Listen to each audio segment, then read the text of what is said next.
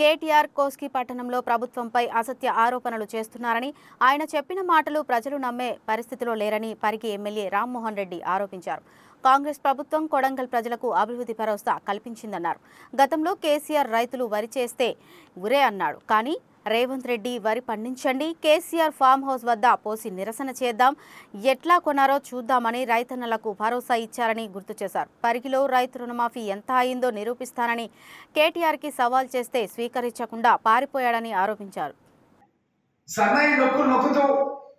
చాలా నీతిమంతుల్లాగా కొడంగల్ అభివృద్ధి చేసినలాగా ఏ ముఖం పెట్టుకొని కొడంగల్ నియోజకవర్గానికి అదేవిధంగా మా వికారాబాద్ రంగారెడ్డి జిల్లాలలో నువ్వు పర్యటనలు ఏ విధంగా చేస్తున్నావు అని చెప్పి మొత్తం తెలంగాణ రాష్ట్ర ప్రజలందరూ కూడా ఆల్రెడీ నీ వైపు చూస్తున్నావు.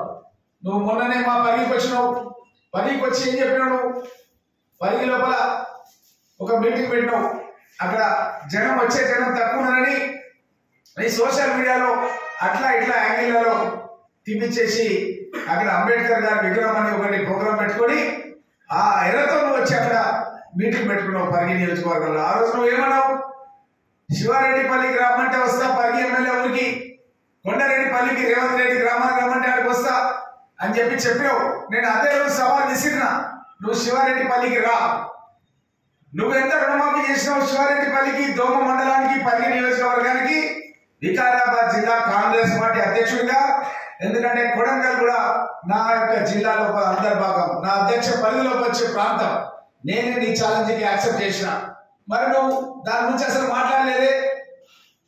గతంలో కూడా ఈ విధంగానే శాసనసభలో కూడా హరీష్ రావు గురించి కూడా మాట్లాడడం జరిగింది. ప్రాణహిత చెవెళ్ల విషయంలో కాంగ్రెస్ పార్టీ నాయకులు మొబిలైజేషన్ అడ్వాన్స్ తీసుకుని అన్నాడు. ఆ రోజు ఛాలెంజ్ విసిరిన నేను ఆర్టీఐ కింద తీసుకున్న కాగితం ఉంది. ఎవరు కూడా మా కాంగ్రెస్ పార్టీ నాయకులు లేరు. మీరు పెంచి పోషించిన కాంట్రాక్టర్లకి మీరే వేల కోట్ల రూపాయలు అడ్వాన్స్ ఇచ్చారు. నేను రాజీనామా చేయడానికి సిద్ధంగా ఉండి శాసనసభలోనే హరీష్ రావును ముందు పెట్టుకొని మాట్లాడితే కూడా ఆయన సమాధానం చెప్పలేదు. అదే రుణమాఫీ విషయంలో కూడా మీరు రైతు దీక్షలు పెట్టింది. ఈరోజు రుణమాఫీ విషయంలో నేను చెప్పిన మా పరిగి నియోజకవర్గానికి 300 కోట్ల రూపాయలు అయినాయి. కొడంగల్ కాన్స్టిట్యున్సీకి 330 కోట్ల రూపాయలు రుణమాఫీ అయింది. మరి నువ్వు మీ ప్రభుత్వ ఆయన లోపల, మీ గవర్నమెంట్ లోపల మీరు రుణమాఫీ చేసినప్పుడు ఎంత అయిందని ఒకసారి ఆర్టీఐలో కాగితం అయ్యి తెలుస్తుంది నీకు ఎంత అయిందని. నేను కనుక్కుంటే అక్కడ ఇచ్చిన విషయాలు ఏంటంటే 60% పేమెంట్స్ వాళ్ళు ఇవ్వలేదు. ఆ ఇచ్చిన 40% కూడా వాయిదాల పద్ధతులు ఇచ్చారు. చారానా ఇచ్చారు. అస్సలు చారానా ఎగ్గొట్టారు. అసలు అది రుణమాఫీ కాదు, అది కేవలం వడ్డీ మాఫీ పథకంగానే అది మారింది. ఆ పథకంలో కూడా 60% మీరు కోతలు విధించారు.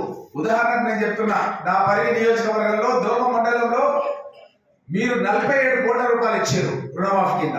మేము 67 కోట్ల రూపాయలు ఇచ్చినాం. ఒక్క సంవత్సరంలోనే 67 కోట్ల రూపాయలు ఇచ్చినాం. మీరు ఎంత ఇస్తామని చెప్పారంటే 130 కోట్ల రూపాయలు ఇస్తామని చెప్పారు. 60% కోతలు పెట్టారు. మా ప్రభుత్వంలో అట్లా చేయలేదే. మేము లిస్టు తయారు చేసి నేనే మా గౌరవ ముఖ్యమంత్రి గారు నాకు బాధ్యత ఇస్తే ఎమ్మెల్యేలందరూ కూడా పుస్తకాలు తయారు చేసి మండలాల వారిగా ఏ మండలానికి ఎంత డబ్బు ఇచ్చినాం అనేది కూడా వివరాలుగా రైతుల వారిగా తయారు చేసి ఇచ్చినాం.